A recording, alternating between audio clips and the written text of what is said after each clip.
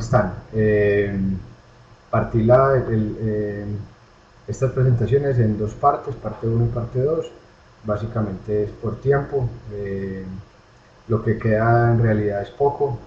Entonces, retomando un poquito en donde habíamos terminado, recuerden que veíamos que habían dos tipos de efectos que podían ser determinísticos o estocásticos, que los determinísticos tenían un umbral de dosis por debajo del cual no ocurrían, que habían varios tipos de efectos determinísticos como cataratas, alopecias, esterilidad, y que cada uno de ellos tenía un umbral determinado.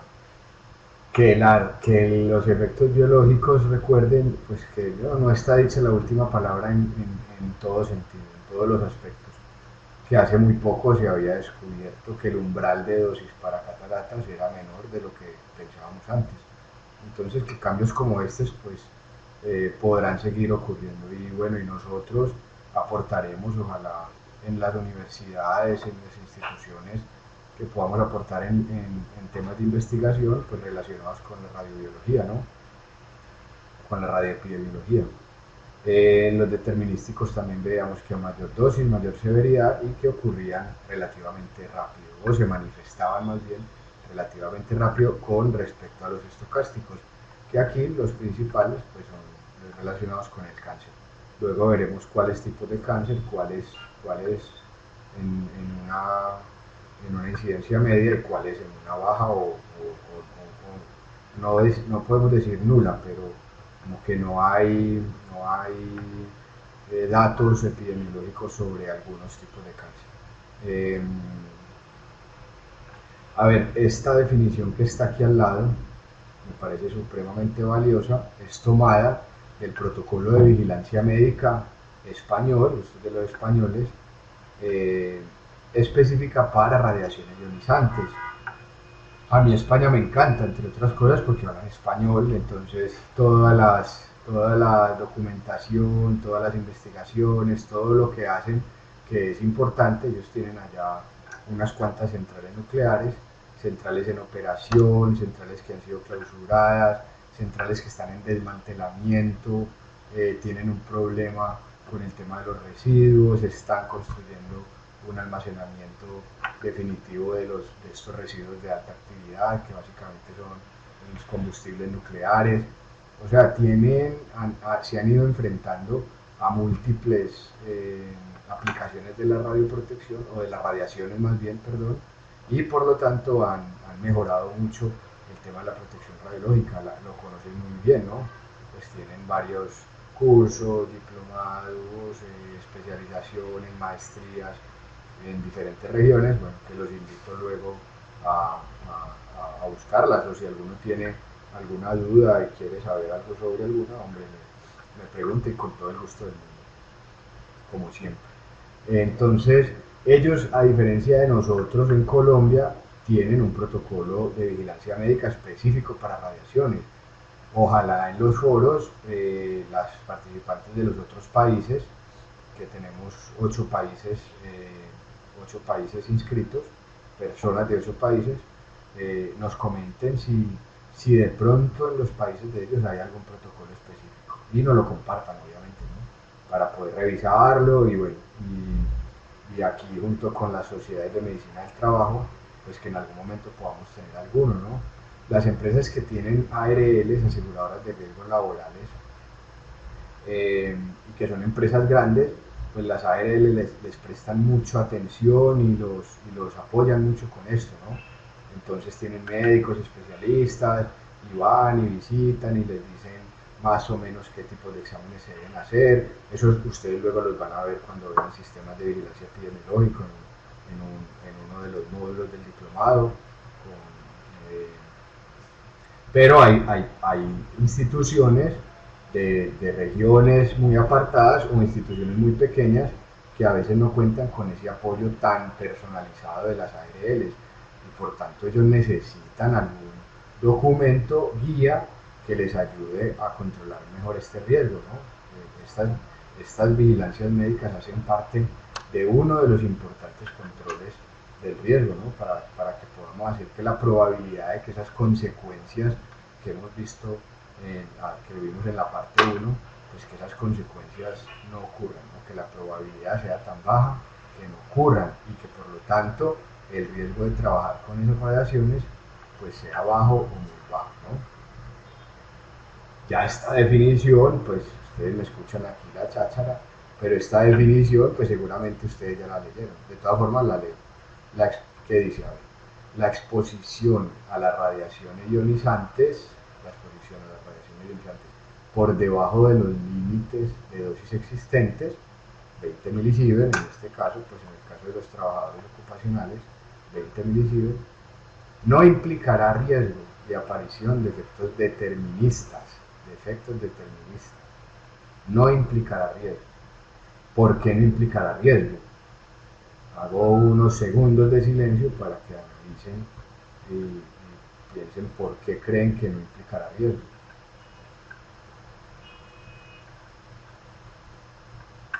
Exacto, no implicará riesgo porque esos límites están muy por debajo del umbral de dosis de ese tipo de efectos.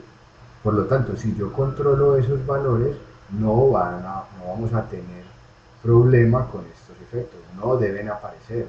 Y si aparecen, serán nuevamente, en caso de accidentes, cuando se violan algunos de los controles establecidos. A esos controles que yo me refiero los van a ver mucho más en detalle nuevamente cuando vean sistemas de vigilancia epidemiológico en radiaciones ionizantes o cuando vean protección radiológica en cada una de las prácticas. Recuerden que van a ver en radiodiagnóstico, en medicina nuclear, en radioterapia y en aplicaciones industriales. Entonces, por el umbral que hay para esos efectos determinísticos y por lo que vamos a estar en valores mucho menores a esos umbrales, no va a haber aparición de esos efectos. Y por otro lado, mantendrá la probabilidad de los efectos estocásticos en valores similares al riesgo existente en la actividad laboral considerada más segura. O sea, en ningún momento vamos a decir, porque eso es a veces he escuchado eso, no, tranquilo que si usted cumple los límites no le va a dar cáncer y no va a tener determinísticos. Es verdad que no va a tener determinísticos, pero yo no puedo aseverar que no le va que no va a tener un efecto estocástico. Si bien es cierto, lo he ido comentando, lo comenté en la parte 1, hay teorías que indican que podrían indicar más bien que en estos valores donde estamos nosotros no hay aparición, pues en este momento no lo podemos asegurar. Entonces, esto es una definición muy conservativa y que nos da mucha tranquilidad, ¿no? Porque actividades laborales más seguras, hombre, la secretaria, el asistente, el auxiliar, las personas que trabajan en nuestras instituciones, en nuestras empresas y que tienen riesgos laborales muy bajos, ¿no? Probabilidades de cáncer, entonces, igual a la que tendría una persona bien controlada cuyas dosis que recibe están por debajo del límite. Esto hace parte de los efectos determinísticos, ¿no? Es el síndrome agudo de radiación, que recuerden, aparece con umbrales de dosis, acá vemos un umbral, acá vemos otro umbral y acá vemos otro umbral para cada uno de estos efectos, cuando las exposiciones son agudas, ¿no?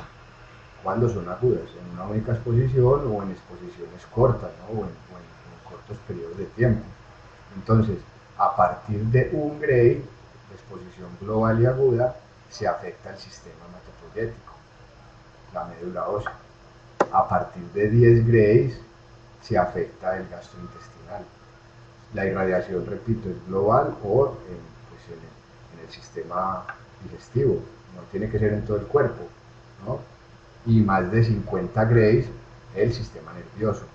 En algunas partes he encontrado, de hecho cuando hice el curso de técnico en Argentina, si mal no recuerdo, en el manual, pues en nuestro manual guía, que es súper completo, si gusta alguno se lo comparto,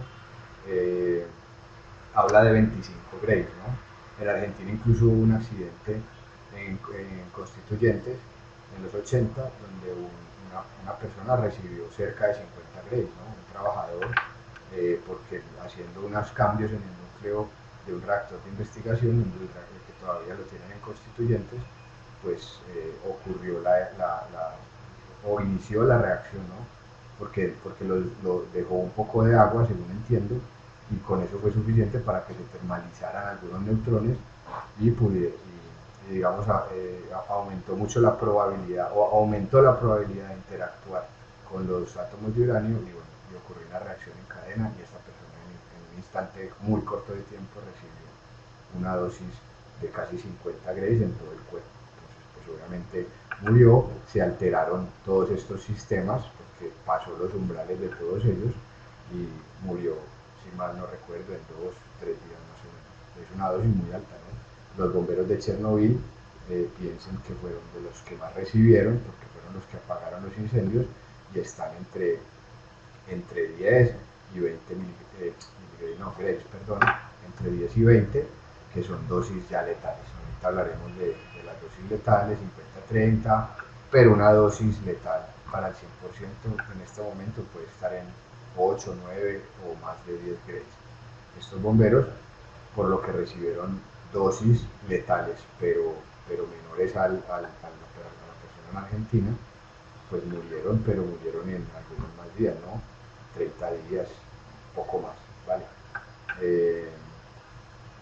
De hecho hay un libro que habla de eso, es un libro, no recuerdo el nombre, a ver, no lo tengo por aquí, no recuerdo el nombre, pero es un libro que ganó premio Nobel, es del 2015, ¿no? Es muy reciente, y habla sobre, son monólogos o testimonios de Chernobyl, muy interesante, pues es más que la reacción es el haber logrado tener todos esos esos registros, pues esas vivencias de las personas que estuvieron ahí, ¿no? Este es pues tiempo de supervivencia, en este lado está pues obviamente cuanto mayor sea la dosis, pues va disminuyendo el tiempo de supervivencia, ¿no? Esto es un ejemplo de un intestino, acá vemos un intestino control, un intestino saludable, se ven las vellosidades, ¿no? Se ve muy claramente, esto es para acaparar más área, para poder absorber más nutrientes, y esto es un intestino irradiado con 16 grays en el día 5. Vean que las vellosidades se pierden, eh, fuera de eso yo ya pasé por el, por el, por el por los umbrales del sistema hematopoyético para el síndrome agudo de radiación de este sistema, y entonces pues ya no tengo linfocitos, no tengo defensas, eh, por acá se filtran bacterias, entonces bueno, pues ya estos valores de dosis tan altos ya causan una muerte segura. ¿Qué otra característica tiene el síndrome agudo de radiación? Que tiene unas fases, una fase prodrómica, una fase de latencia o silencio clínico y una de manifestación, y acá pues puede haber una recuperación o la muerte, ¿no? en esta tercera fase. En la de latencia es un silencio clínico característico de este tipo de efectos, efectos de la radiación, o sea, es como una mejora aparente, pero luego entra en una tercera fase que, repito, puede ser de recuperación o de muerte. Y la primera es la fase prodrómica. Vamos aquí un momentico, que son una serie de efectos que me permiten incluso estimar cuáles fueron las dosis, ¿no? Esos síntomas serán más precoces y más severos cuanto mayor haya sido la dosis, ¿no? Una de las formas de que yo podría establecer la dosis es a través del tiempo de vómito. Yo pongo aquí el día que se irradió y la hora, y acá pongo el día que vomitó y la hora en la que vomitó. Si esto se presenta el mismo día con una diferencia de 30 minutos, una hora, pues cuando yo le dé estimar dosis, el valor acá va a ser muy alto, ¿no? Y cuanto más rápido vomite la persona, pues mayor va a ser la dosis, ¿vale? Esto pues a partir de dosis, nuevamente, dosis umbrales. Estamos hablando del síndrome agudo de radiación, o sea, nadie por favor en su institución, hombre, que yo trabajo con el arco en SEO tomando radiografías y recibí un milisievert y entonces con razón yo vomité, entonces yo me irradié y vayan y hagan esta cuenta, ¿no? Esto es síndrome agudo de radiación, más de un Gray, y dependiendo de de cuanto más de un Gray sea, pues más rápido se vomita. También contando linfocitos, ¿no? Como les dije, los linfocitos son muy extremadamente sensibles y obviamente ante una exposición, una irradiación o contaminación eh, que involucre dosis, pues va a haber muerte de linfocitos a partir de los umbrales de dosis establecidos. Y si yo hago un conteo, pues voy a ver una pendiente y de acuerdo a esa pendiente, pues va a ser la dosis estimada. Son programas que se pueden usar en accidentes, ¿no? En accidentes radiológicos o nucleares, pues porque yo no tengo control absoluto de la dosis en todas las personas. Y yo podría establecer como una especie de triaje y estimar las dosis en esas personas para establecer su tratamiento, ¿no? Y obviamente si es viable un tratamiento, ¿no? Porque de acuerdo a esta definición, dosis letal 50-30, que está alrededor de 2 o 3 grays para irradiación de cuerpo completo o partes importantes y de manera aguda, pues se establece que el 50% de esas personas irradiadas a esa dosis morirán en 30 días sin tratamiento. Sin tratamiento. ¿Qué tratamientos hay? Hombre, hay instituciones expertas en eso. En Argentina está el Hospital de Carvajal, que es un hospital de quemado, tiene un área específica para lesiones o radiolesiones en la piel. Y los más tesos, pues bueno, tesos es una palabra muy de aquí de Medellín, los mejores o de los más reconocidos están en Francia, ¿no? Hace poco hubo un caso de un operario de un equipo de radiografía industrial, un gamágrafo con iridio, que recibió una exposición muy alta en el pulgar, porque cuando manipulaba el colimador, luego verán bien esa práctica porque es de las que más riesgo entrañan en el tema de radiaciones. Cuando operaba el colimador, él pensaba que la fuente estaba en el blindaje y la fuente estaba ahí en el colimador. El colimador tiene protección en uranio o en plomo, pero donde estaba el dedo pulgar ahí no había protección. Entonces la dosis que recibió ahí trabajando durante todo el día en el dedo fue superior a 20 grays. Ahorita veremos que más de 20 grays para dosis localizadas en la piel pues generan necrosis. Entonces, ¿cómo establecieron eso? Lo enviaron a Argentina, a la Autoridad Regulatoria Nuclear, hicieron ahí una estimación de la dosis mediante dosimetría biológica y bueno, al evidenciar que había recibido más de 20 grays y que era un umbral de necrosis, pues lo envían a Francia. Allá pues toman la decisión de amputarle su dedo pulgar, pero pues evitan que empiece la necrosis y que la necrosis empiece a expandir y a contaminar otras partes del cuerpo, que sería pues mucho más lamentable, podría perder la mano incluso, ¿no? Bueno, hay otras definiciones, dosis letal 60-30, pero digamos que si fuera 60, pues sería el 60% de la población. Una dosis del 100%, repito, es la mayor a 7 grados, 7, 8, 9, 10 grados. El síndrome cutáneo, pues tienes que, es nuevamente, la diferencia del síndrome agudo es que esta es localizada. El síndrome agudo es una exposición aguda y global o en todo el cuerpo o en zonas importantes. Esta es localizada. ¿Por qué se habla de esta más? Hombre, porque son los accidentes más comunes. En salud, pues en radioterapia antes se presentaban más que ahora. Ya si hay algún participante en radioterapia y pueda hablar sobre casos que hayan tenido en sus instituciones, pues nuevamente sería muy provechoso para el resto, incluyéndome a mí. Igual cuando vean el módulo de radioterapia, pues ahí seguramente hablarán de algunos accidentes, ¿no? En el tema de intervencionismo, pues normalmente son afectaciones leves, ¿no? No son síndromes cutáneos muy complejos, aunque por ahí hay evidencias pues, de algunos donde involucra incluso necrosis, ¿no? Tengan en cuenta que ahorita que les hablé del accidente en Perú, nuevamente, y me encanta reiterar esto, es esta persona le ocurrió lo que le ocurrió por simplemente no portar su dosímetro de lectura directa. ¿Por qué? Violó uno de los controles de los que yo les mencioné. Eh, ¿Por qué no lo hacen? Hombre, no sé.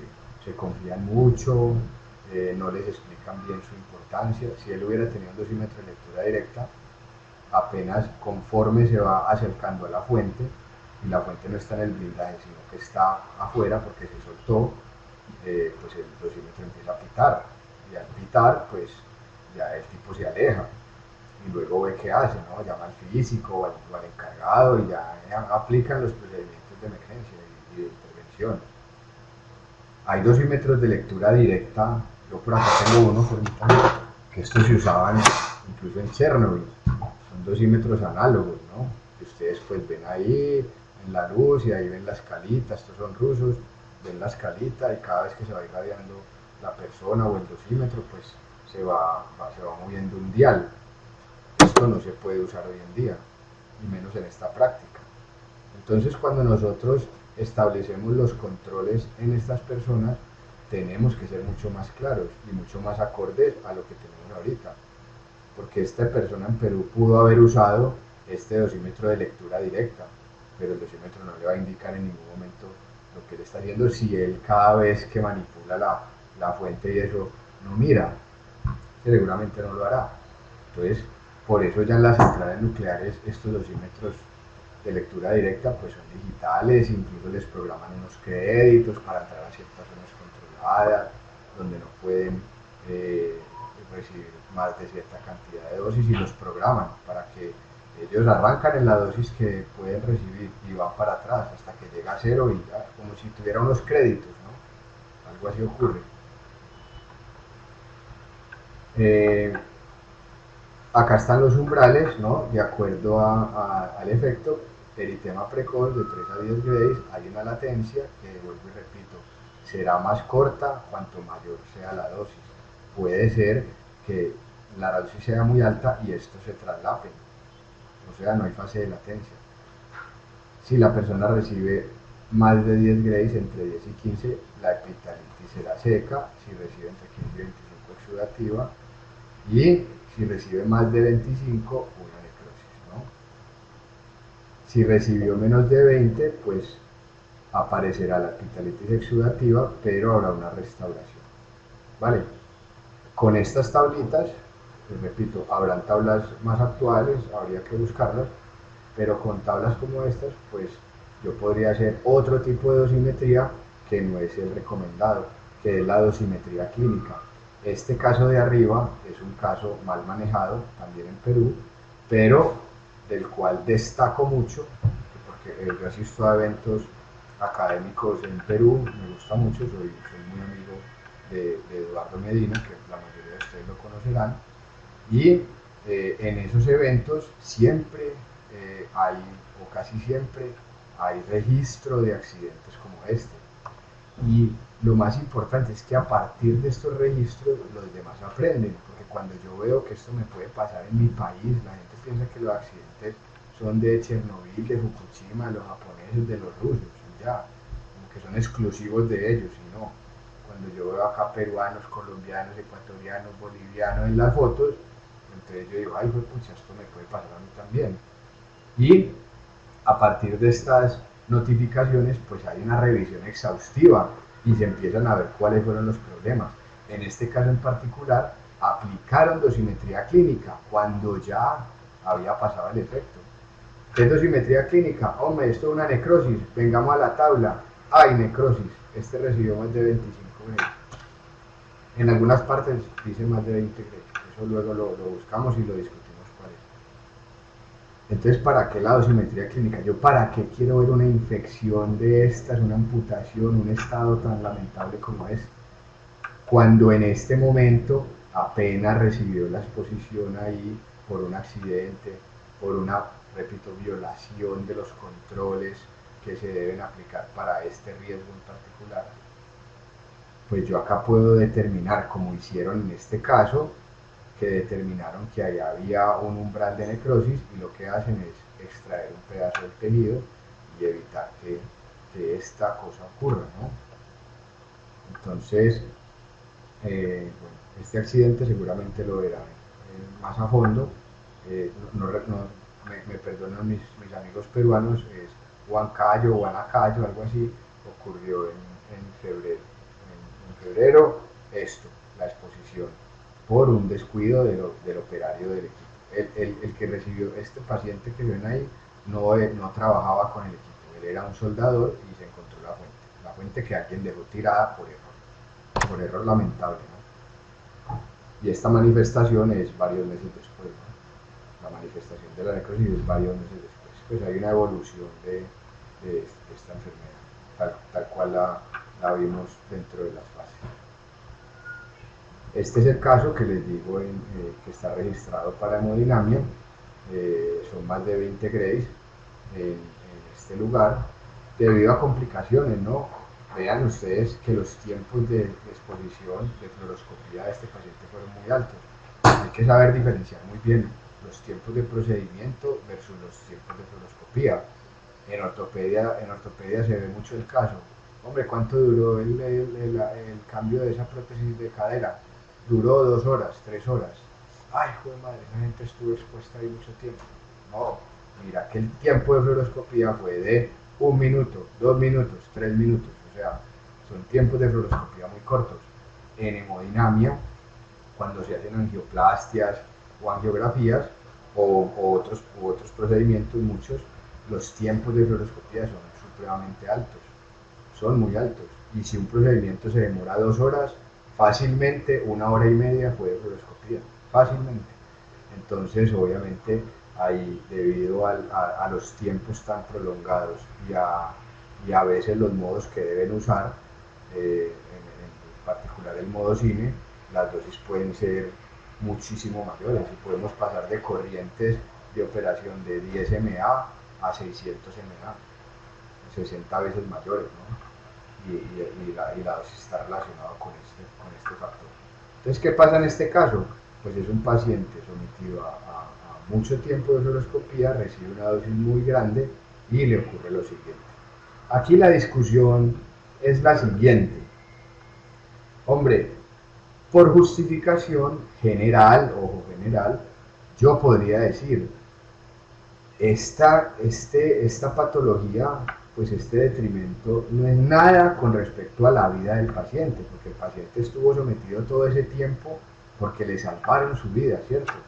Ahora, si yo voy más a lo específico y me ciño a la protección radiológica, esta lesión no está justificada, no está justificada. ¿Por qué? Porque el equipo tiene múltiples factores, controles que me ayudan a evitar que esto pase. Para eso hay un tecnólogo ahí. Doctor, este equipo ya ha pitado tantas veces, entonces, porque cada 5 minutos emite una alerta sonora, simplemente para indicar que han pasado 5 minutos. Cuando esto pita 20 veces, uno dice, Dios mío, ya pito muchas veces, miremos a ver cómo está el tema de la dosis. Bueno, 20 es demasiado, ¿no? Ni siquiera 20, 5, 10 veces. Entonces, el médico obviamente está muy preocupado porque este paciente está muy mal, ¿no? Y está teniendo complicaciones. Pero entonces el tecnólogo sí tiene que saber que esos tiempos tan prolongados van a causar esta necrosis y por lo tanto debe, no sé, modificar la posición del as, poner cuando se pueda hacer una colimación, modificar la fluoroscopía, que no sea continua, que no sea en modo cine, sino que sea pulsada, bajos pulsos, obviamente siempre y cuando no se pierda calidad de imagen, ¿no? Porque recuerden que el principio de optimización establece que yo lo puedo hacer pues siempre y cuando sea razonablemente posible y muchas veces pasa que eso incluso se está replanteando la definición de ese principio y es que a veces lo hacemos tan bajo que no vemos las cosas, entonces el beneficio que se obtenía, que era un diagnóstico, lo perdemos, o sea que no estamos haciendo básicamente nada. Entonces ese principio van a ver que pronto cambia, ¿no? Ya la definición no sea tan bajo como sea razonablemente posible, sino que va a cambiar un poco, ¿no? Más bien tan alto como sea necesario, ¿no? A veces, a veces es necesario analizar un poquito más y cogerlo con pincitas este principio porque por optimizar mucho perdemos información. Entonces, bueno, esto se los dejo para que lo analicen, pero repito, la lesión para mí no está justificada. En términos generales, hombre, si le salvamos la vida a este paciente, se la salvaron, pero tuvo esta consecuencia, ¿no? que se pudo haber evitado. Que tienen estas patologías, ustedes aquí la ven aparentemente restaurada y con los años puede volver a surgir. Eso es algo que pasa con estas lesiones. Incluso yo he visto casos de pacientes que fueron sometidos a radioterapia cuando tenían 30, 40 años y la lesión aparece muchos años después. Esto lo comentamos en la parte 1, en cuanto a los efectos estocásticos, dependiendo de las células, si eran somáticas, el efecto se denomina cáncer o carcinogénesis, y cuando son las germinales, son los efectos hereditarios. Y repito, la gran diferencia es que este cáncer se manifiesta en el individuo expuesto y los hereditarios en la progenie, ¿no?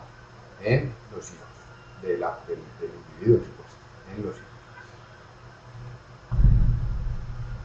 En cuanto al cáncer, los datos epidemiológicos que tenemos recientemente, pues indican que habrá un incremento en las posibilidades del 5% por cada ciber que recibimos, ¿no? Y recuerden que esta dosis, pues tiene que ser una dosis aguda, ¿no? Una dosis en cortos periodos de tiempo, ¿no? Por el tema de las reparaciones, ¿no? O sea, porque yo un ciber lo puedo dividir en 5 años, y cada día uno, bueno, y por allá con los años llegué a un ciber. Pues ahí no puedo decir que aumentó el 5%, porque fue de manera prolongada.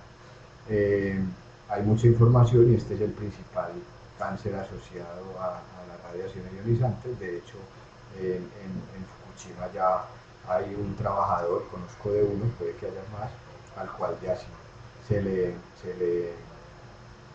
digamos, pues no sé qué palabra usar, pero como que determinaron que la leucemia que le ocurrió fue a causa del accidente de Fukushima, ¿no? También está el cáncer de mama, tiroides, colon, estómago, pulmón y ovario, ¿no? Siendo pulmón, ya hicimos el análisis, pues debido principalmente a contaminación interna, ¿no? De los pulmones, mediante la aspiración principalmente de gases que tengan radiactivos, ¿no? Y más aún, pues si estos gases emiten alfa. Y hay evidencia insuficiente, acá vean que en ningún momento dicen que estos no, simplemente que hay evidencia insuficiente para estos otros, ¿no? Y estos, pues es información tomada de este importante comité. Esto es un tema muy actual, esto lo leí hace muy poco, como les dije al principio, me gusta mucho leer noticias relacionadas con el tema de radioprotección y más específicamente con el tema de efectos biológicos. Me encantaría saber mucho más, ¿no? Me encantaría ser biólogo, por ejemplo. Los biólogos saben mucho del detalle de las células, de los procesos en las células, de los biólogos celulares y moleculares, ¿no? De estos mecanismos de reparación, de las enzimas, esto me encantaría saber más, ¿no? Por ahí he estado incluso buscando como estudios sobre eso. Yo en realidad sé más bien lo general, ¿no?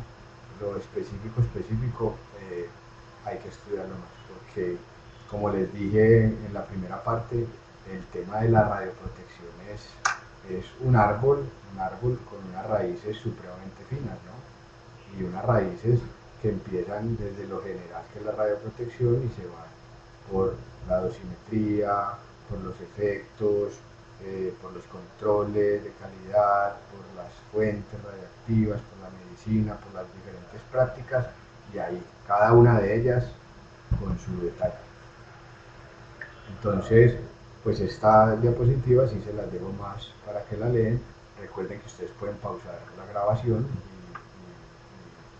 y leer si quieren algo más, ¿no? No les hablo mucho porque porque no hay mucha información al respecto. Simplemente dicen que hay unas firmas moleculares que están asociados al daño en el ADN por causa de la radiación ionizante y que se pueden identificar. O sea que básicamente un cáncer radioinducido yo puedo decir que fue radioinducido, ¿no?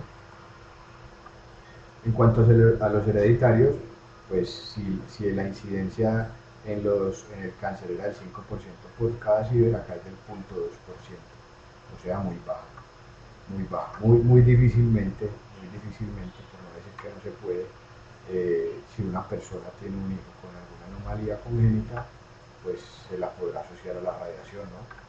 Cuando son efectos prenatales, sí, porque, hombre, las dosis que umbrales son altas, y yo puedo saber, claro, a mí me hicieron un procedimiento de intervencionismo, o me hicieron tantas tomografías, y eso un físico, una persona que sepa, determina si esas dosis umbrales causaron esos efectos prenatales, pero en cuanto a efectos hereditarios, muy difícilmente, y mucho menos si estamos con, con, con el tema de los límites, ¿no? Y lo estamos cumpliendo. Vale. En cuanto a los prenatales, hablamos de un umbral de 100 miligrays, ¿no? Esta gráfica que ven ahí aplica para ese umbral. 100 miligrays, pues como bien saben, pues no se alcanzarán con 2 o 3 tomografías de abdomen. En medicina nuclear se pueden alcanzar, estamos hablando de 100 miligrays al feto, ¿no? En intervencionismo y en accidentes, evidentemente, ¿no? ¿Por qué lo digo? Hombre, una radiografía periapical en, una, en, unas, en, una, en las primeras semanas del embarazo, pues una radiografía periapical, en realidad la dosis dispersa en el vientre será muy baja. Y fuera de eso hay un blindaje importante, la piel, la grasa, el útero en las primeras semanas es mucho más grueso. A medida que el feto crece, pues las paredes del útero se van angustando. El útero es un buen blindaje. Entonces uno no puede decir que por una radiografía dental el bebé va a morir, no puede ser. Aquí hay un caso que seguramente no he visto que se haya documentado, pero es un tema también de radiofobia, eso no se los había comentado. Pero existe, hay gente que le tiene mucho miedo a la radiación. Y yo he tenido 2 casos particulares de mujeres trabajadoras eh, eh, ocupacionales en embarazo. Y una de ellas fue una tecnóloga que trabajaba en tomografía. Y en tomografía, pues ustedes saben que yo puedo controlar bastante bien el riesgo mediante mediciones, tiene un blindaje que es una barrera física completa. eh, yo puedo hacer una proyección de la dosis esperada en esa persona a partir de mediciones ambientales y haciendo estimaciones muy conservativas. Hombre, ¿vos cuántos pacientes haces aquí? No, pues no puedo hacer más de 20 porque no me da el día, listo, voy a poner que haces 40. ¿Cuál es la mayor técnica? Esta, pero solamente en el 10%. No, vamos a poner que los 40 las haces con esta técnica. Vos no puedes abrir la puerta porque tiene un sensor que si la puerta no está cerrada el equipo no opera. O sea, yo hago una estimación con esas condiciones y si establezco que las dosis de esa trabajadora serán menores a 1 milisievert, porque ya estamos hablando de un miembro del público y ya aplican los límites para miembros del público. Si la dosis es menor a 1 milisievert, la persona puede trabajar ahí sin ningún problema. Yo conozco gente que trabaja incluso en algunas aplicaciones con un poco más de riesgo, que a veces ahí yo pues hasta digo, no, pues en estos casos no, pero que trabajan ahí porque saben que están protegidas, que saben de dosis, saben de umbrales, saben de efectos y trabajan tranquilas. Pues estos casos que yo les menciono, a pesar de que se demostraba en los dos que las dosis ahí estaban muy por debajo incluso del límite de público, estas personas perdieron a sus bebés. ¿Por qué? Yo he consultado mucho con médicos, ¿no? Médicos, psicólogos, y ellos me dicen, puede ser que si una persona piensa cada vez que hace un disparo que su bebé va a morir, hombre, puede ser que lo pierda por ese sentimiento. Entonces, tienen que tener ustedes muy presente Yo les he hablado de riesgo radiológico, ese es el que más me interesa y para eso estamos acá.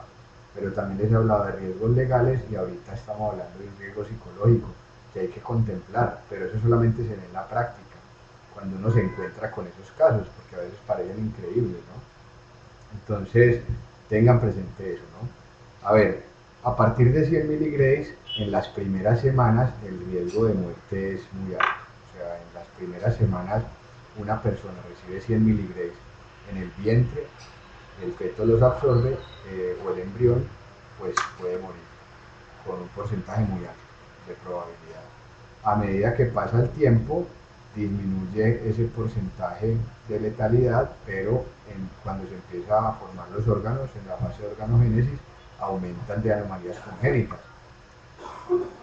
relacionadas nuevamente con el sistema nervioso, porque recuerden, en la primera parte se los comentaba, las neuronas o el sistema nervioso se está formando y entonces las células son mitóticamente muy activas. Por lo tanto, esas anomalías congénitas van a estar relacionadas con ese sistema nervioso, que en adultos es el más resistente, si lo recuerdan. Entonces, pues disminución en el coeficiente intelectual o incluso llegando a tener retrasos mentales severos, y eso sí se podría demostrar pues con bastante facilidad, ¿no? Pues porque esas dosis tan altas, pues yo ya las puedo demostrar. Pues para mí 100 miligramos es una dosis demostrable, ¿no? Fácilmente.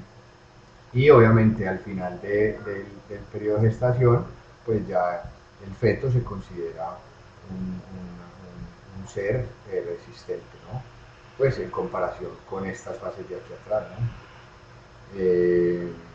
Ya vean que los porcentajes de anomalías y de letalidad ya están muy cercanos a cero, ¿no? No quiere decir esto que entonces ya no, a partir de aquí ya meta las mamás y radieles lo que quiere, no, siempre, ahí el principio de justificación cambiará, porque ya no estamos hablando de la mujer, sino de la mujer con su bebé, ya el principio de justificación cambiará tanto para los trabajadores como para los pacientes, ojo, ¿no? Esto no es de los trabajadores, esto es de todos, de todas las mujeres que están en embarazo. Entonces, cuando son pacientes, pues ya el detrimento debe contemplar a su bebé. Entonces, el principio de justificación se deberá evaluar de otra forma. A veces se tendrá que ser necesario, porque esté en riesgo la vida de la madre, pues hacer los procedimientos y probablemente el bebé reciba dosis altas ahí. Pero bueno, ya ahí entra el principio de optimización y los tecnólogos o las personas que lo hagan pues tendrán que controlar esa dosis aún más, debe haber una estimación de la dosis y bueno, y ya hay un tema que ahí sí me disculpan, no me meto, soy bastante católico con el respeto obviamente de todos, pero pues incluso en algunas partes se llega a hablar de dosis umbrales o valores de dosis en los cuales ya se pueda evaluar la posibilidad de suspender el embarazo. Pero bueno, eso se lo dejo a cada uno de ustedes a que lo investigue y bueno, si quieren lo comentamos, pero bueno, mi posición es bastante conservativa. Entonces, finalmente, esto nos debe quedar, ¿no? Las mujeres gestantes que trabajen con radiaciones podrán trabajar en un ambiente radiológico, en tanto haya garantía razonable de que la dosis fetal puede mantenerse por debajo de 1 miligramo durante el embarazo. Yo puedo poner un dosímetro en el vientre y mediante ese dosímetro controlar ese 1 miligramo, que es una dosis muy baja. O sea que pues piensen ustedes que una persona que trabaja en hemodinamia pues no va a cumplir con este límite. O sea que automáticamente una auxiliar, una especialista, una instrumentadora, una ingeniera que apoye procedimientos de intervencionismo en el angiógrafo, pues no debería estar ahí. En el arco en C, hombre, no tanto como los de hemodinamia, pero tampoco tan poquito como los de una sala convencional o una tomografía o de citometría, pues ya prácticas que yo puedo controlar mucho mejor. Bueno, entonces les agradezco mucho la atención. Recuerden que tenemos las ayudas